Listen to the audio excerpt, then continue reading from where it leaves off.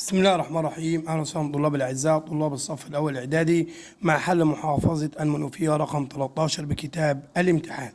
السؤال الاول على بركه الله تعالى بيقول لي اكمل العبارات الاتيه.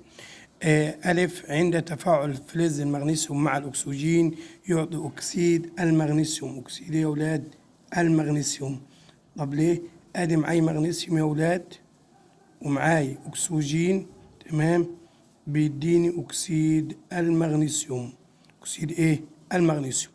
الصيغة الجزئية الحمض الهيدروكلوريك HCl، ده اسمه حمض يا أولاد الهيدروكلوريك. السؤال هنا بيقول لي علل لما يأتي. الأحماض تحمر لون شريط دوار الشمس. أقول له لأنها عند الذوبان تعطي كاتيون الهيدروجين الموجب. 2. لا يمكن استخدام الفوسفور في صناعة الأعمدة الجافة. أقول له لأنه لا فلز رديء التوصيل للكهرباء bad conductor electricity. تزداد سرعة الجسم للضعف. عند زيادة سرعة الجسم للضعف تزداد طاقة الحركة 4 أمثالها، لأن طاقة الحركة تتناسب طرديا مع مربع السرعة.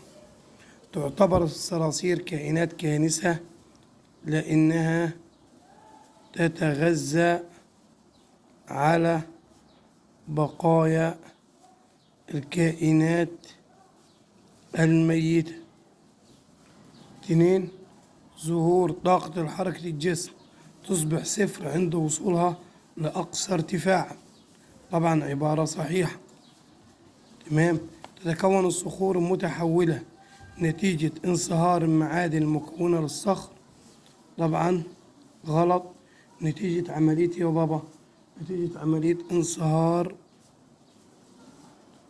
وتبلور المعادن.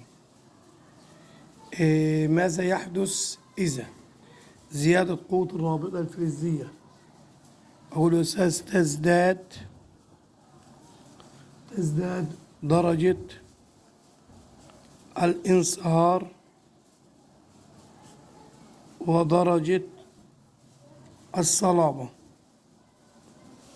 إفراز المعدة حمض الهيدروكلوريك، تمام، يساعد على هضم الطعام. ارتفاع الجسم عن سطح الأرض للضعف ونقص الكتلة للنص.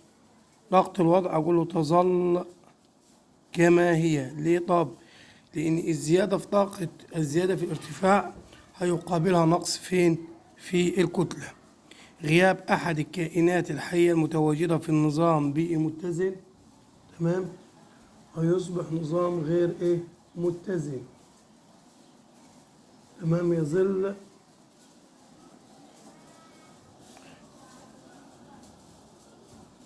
يصبح النظام غير متزن لأنه يقل دوره في نقل الغذاء بين الكائنات الحية. هنا بيقول يا أستاذ اختر إجابة صحيحة. تزداد المحاليل القاعدية. تزداد المحاليل القاعدية كلما اقتربنا من بي اتش، تمام. اختياري طبعا هيكون رقم 14، إن كل ما بيزيد أقصى هو بيبدأ من 0 ل 14، من أكبر من 7 بيكون القاعدية بتزيد بقيمة البي اتش، يبقى تام. فين هنا أكبر من 7؟ مفيش غير رقم 14. جميع المحاليل الآتية توصل التيار الكهربي بصورة جيدة ما عدا محلول، تمام. ده كلوريد الصوديوم ملح طعام بيذوب ويوصل. ده كبريتيت حمض الكبريتيك جيد التوصيل ده قلوي برضك جيد التوصيل. احسب ضغط الوضع إذا كانت الكتلة ب27 والسرعة بكام يا أستاذ؟ ب2 متر لكل ثانية تربيع. أنا أعرف إن الكينيتيك إنرجي ضغط الحركة بتساوي نص الكتلة في مربع السرعة. يعني هقول له كده نص في كام؟ نص في 27 تمام في مربع السرعة، يعني 2 في 2. الناتج هيطلع بكام يا ولاد؟ ب500 جول. بكام يا ولاد؟ بأربعة عذرا، ب54 جول. ب54 جول. 54 إيه؟ جول. النقطة رقم 2، اكتب الشكل المقابل، اكتب البيانات 1 و2. ده كروماتيدي الكروموسوم، دي نقطة سنترومير. ما الطفرة المستحدثة؟ هي الطفرة التي تحدث بتدخل الإنسان.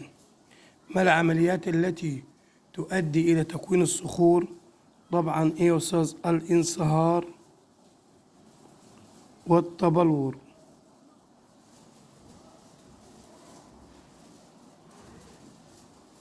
عذر إن أولاد هنا في نقطة بيقول لك صح وغلط. تتكون الصخور المتحولة نتيجة انصهار، معناها هي غلط. بس ليه يا أستاذ؟ مش الصخور المتحولة، طبعا الصخور إيه؟ النارية. الصخور إيه؟ النارية. هنا بيقول يا أستاذ اكتب المصطلح العلمي تحول الصخور من نوع آخر. ده أقول له دورة الصخور. الموضع اللي تكون فيه طاقة حركة البندول أكبر ما يمكن، ده موضع بوزيشنز ريست، موضع السكون. ما العلاقة بين طائر الزقزاق والتمساح؟ دي علاقة إيه يا ولاد؟ المعايشة، حيث أن طائر الزقزاق يستفيد بأنه يتغذى عن بقايا الطعام في أسنان التمساح، بينما التماسيح لا تستفيد ولا تضار. كون سلسلة غذائية من الكائنات التالية. طبعا أول حاجة العشب، تاني حاجة الجراد بيتغذى على العشب، تالت حاجة الثعابين تتغذى على الجراد، ثم الصخور تتغذى على الثعابين، ثم البكتيريا. تمام. هنا بيقول لي ما فكرة عمل جهاز تحلية ماء البحر؟ فكرة العمل تحلية ماء البحر يعمل على تحلية ماء البحر المالح إلى ماء عذب عن طريق عمليتين: التبخر شرط التكثف.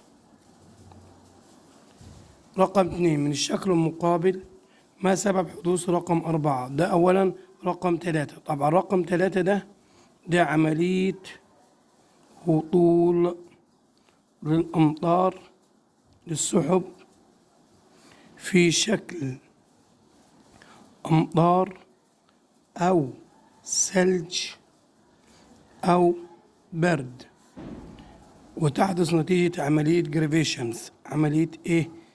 الجاذبية. أشكركم طلابي الأعزاء، ولكن لا تنسونا الاشتراك في القناة.